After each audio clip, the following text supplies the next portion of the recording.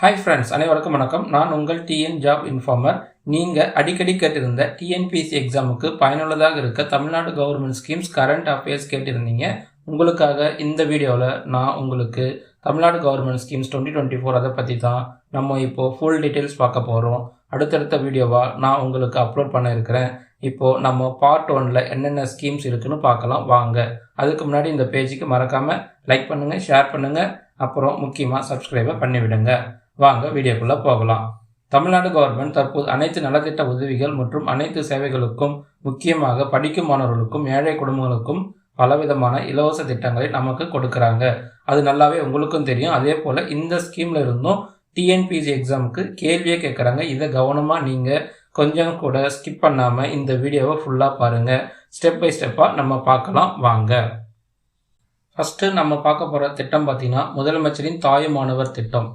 இந்த திட்டம் பார்த்தீங்கன்னா எப்போ லான்ச் பண்ணாங்கன்னா 19th February 2024 லான்ச் பண்ணியிருக்காங்க. இந்த திட்டத்தோட எய்ம் பார்த்தீங்கன்னா அடுத்த 2 ஆண்டுகளில் மிகவும் ஏழ்மையான குடும்பங்களை விரைவாக வறுமையிலிருந்து மீட்டெடுக்க அனைத்து வகையான அரசாங்க உதவிகளையும் ஒருங்கிணைந்து நெறிப்படுத்துவதை நோக்கமாக கொண்டுள்ளது.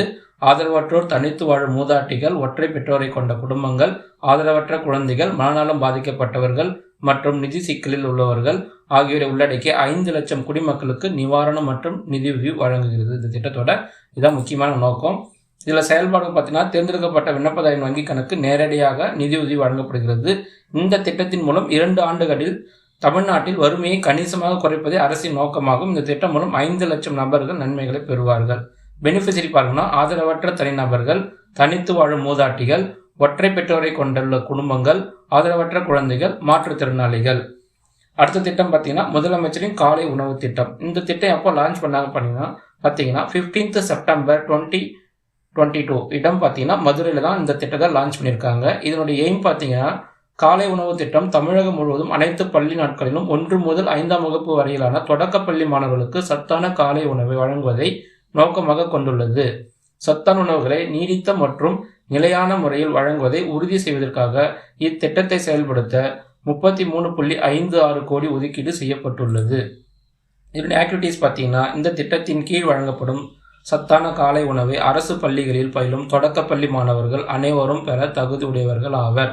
காலை உணவு திட்டத்தின் விரிவாக்கம் தொடங்கப்பட்ட தினம் 25/8/2023.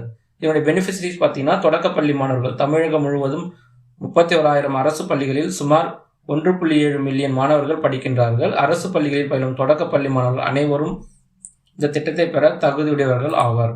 அடுத்த திட்டம் பார்த்தீங்கன்னா நம்ம பார்க்க இருப்பது கலைஞர் பெண்கள் உரிமை திட்டம். இந்த திட்டத்தை எப்போ லான்ச் பண்ணியிருந்தாங்க பார்த்தீங்கன்னா 15th September 2023 அண்ணா பர்த்டே அன்னைக்கு தான் இந்த திட்டத்தை அவருடைய பிறந்தநாள் நினைவாக உரிமை திட்டத்தை, கலைஞர் பெண்கள் உரிமை திட்டத்தை கொண்டு வந்திருக்காங்க.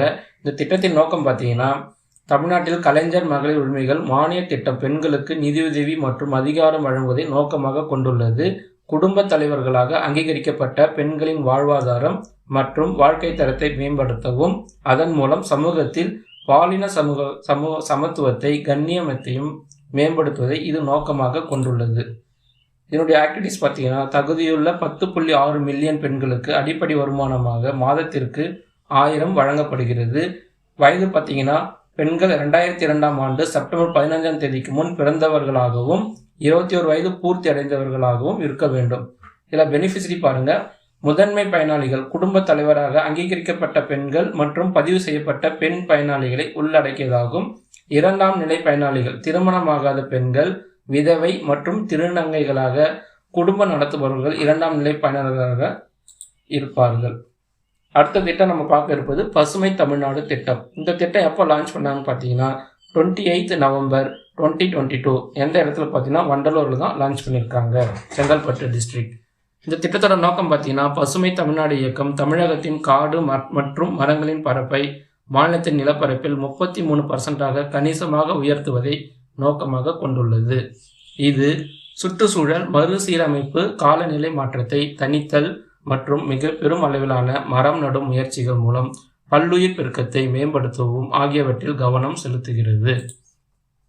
இதனுடைய ஆக்டிவிட்டீஸ் பார்த்தீங்கன்னா கல்வி கண்காட்சிகள் மற்றும் சமூக ஈடுபாடு விழிப்புணர்வை ஏற்படுத்தவும் பசுமையாக்கும் முயற்சிகளில் தீவிரமாக பங்கேற்பதை ஊக்குவிக்கிறது. இது சந்தனம், செம்பருத்தி, தேக்கு போன்ற உயர் மதிப்புமிக்க மரங்களை வளர்க்க விவசாயிகளை ஊக்குவிக்கிறது. அதன் மூலம் உள்ளூர் சமூகங்களுக்கு வருமான வாய்ப்புகளை அதிகரிக்க செய்கிறது. இதில் யாரார் பெனிஃபிஷரி பார்த்தீங்கன்னா பழங்குடியினர், விவசாயிகள் மற்றும் கிராமப்புற மக்கள் நிலையான வனவியல் நடைமுறைகள் மற்றும் பொருளாதார ரீதியாக மதிப்புமிக்க மர வகைகளை வளர்ப்பதன் மூலம் பொருளாதார ரீதியாக பயனடைகிறார்கள். தமிழகத்தின் ஒட்டுமொத்த மக்களும் இதில் பயனடைகின்றனர். அடுத்ததாக நம்ம பார்க்க இருப்பது மிஷன் இயற்கை திட்டம்.